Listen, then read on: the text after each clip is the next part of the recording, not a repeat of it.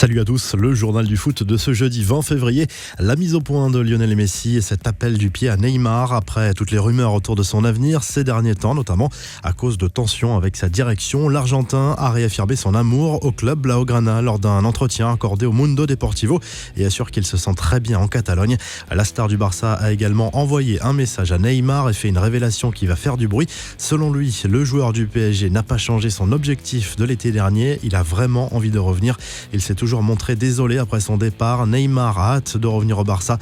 Il a fait beaucoup pour revenir et c'est déjà la première étape pour essayer d'y parvenir, à lâcher Messi, qui a également évoqué l'affaire de la société recrutée selon certains médias pour salir la réputation de joueurs ou anciens joueurs sur les réseaux sociaux. Lui attend des preuves. Enfin, Messi est revenu sur son clash récent avec Eric Abidal. L'Argentin a expliqué qu'il ne pouvait pas se laisser attaquer ainsi sans réagir. La réponse cinglante de Pep Guardiola au Barça, le coach de Manchester City et ancien technicien Blaugrana, n'a pas du tout apprécié la sortie de Josep Maria Bartomeu. Le président du club catalan avait félicité l'UEFA après l'exclusion de Manchester City des Coupes d'Europe pour les 2 prochaines saisons. Nous pensons avoir raison, nous allons faire appel, mais mon conseil à Barcelone, c'est de ne pas parler trop fort car tout le monde est parfois impliqué dans ces situations, a lâché Guardiola, qui insinue clairement que le club Blaugrana est loin d'être irréprochable en matière de respect du fair play financier. Le technicien de 49 ans a également assuré qu'il ne comptait pas quitter Manchester City à l'issue de la saison, quoi qu'il arrive. Décidément, la relation entre Neymar et Leonardo n'est pas simple. La star avait poussé son coup de gueule mardi soir en critiquant la gestion de sa blessure par le PSG et en rappelant que lui voulait rejouer plus tôt après cette blessure aux côtes. Le responsable est vite trouvé. Leonardo s'est visiblement rangé derrière l'avis du staff médical contre la volonté du joueur. Un contexte tendu qu'il faudra absolument évacuer avant le match retour contre Dortmund. Toujours concernant le PSG, Presnel Kimpembe a été contraint de s'excuser auprès de Thomas Tuchel et des dirigeants après les insultes proférées par son frère sur Instagram à l'encontre de l'entraîneur allemand le soir de la défaite du PSG à Dortmund. Petite info qui confirme le ressenti des supporters parisiens à mi-parcours des 8e de finale aller. Le PSG est l'équipe ayant le moins couru des 8 équipes engagées cette semaine face à Dortmund. Les Parisiens n'ont couvert que 105 km, c'est 19 de moins par exemple que l'équipe de Leipzig contre les Spurs.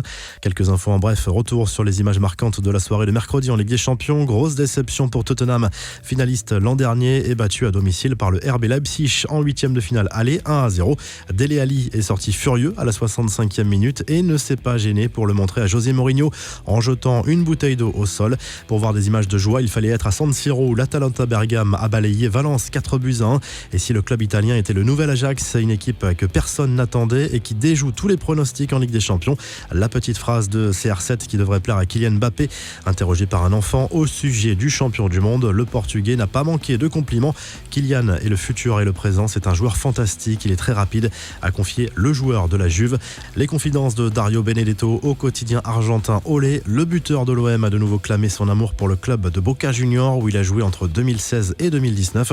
L'Argentin n'exclut pas la possibilité d'un retour dans son club de cœur.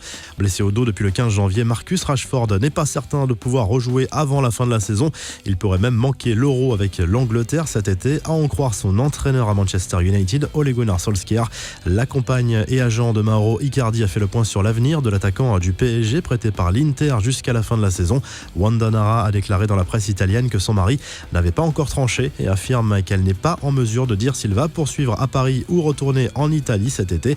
La revue de presse direction l'Espagne AS fait sa une sur l'avenir de Sergio Ramos dont l'avenir est plutôt flou. Le Real Madrid n'est pas pressé de discuter avec son défenseur actuellement sous contrat jusqu'en 2021. Il veut un bail de 2 ans contrairement à son club qui est prêt à lui proposer une saison supplémentaire. Marca évoque de son côté l'avenir de Luka Modric. L'international croate aura les clés en main cet été pour partir ou pour rester. Le Real ne le retiendra pas en cas de volonté de départ. En Italie, la Gazzetta dello Sport revient sur la très belle soirée de l'Atalanta Bergame. Auteur d'une très grosse performance à San Siro contre Valence, le club italien a 1,5 pied en quart de finale. Vous retrouvez l'actu foot sur topmercato.com, l'appli Top Mercato et à très vite pour un nouveau journal du foot.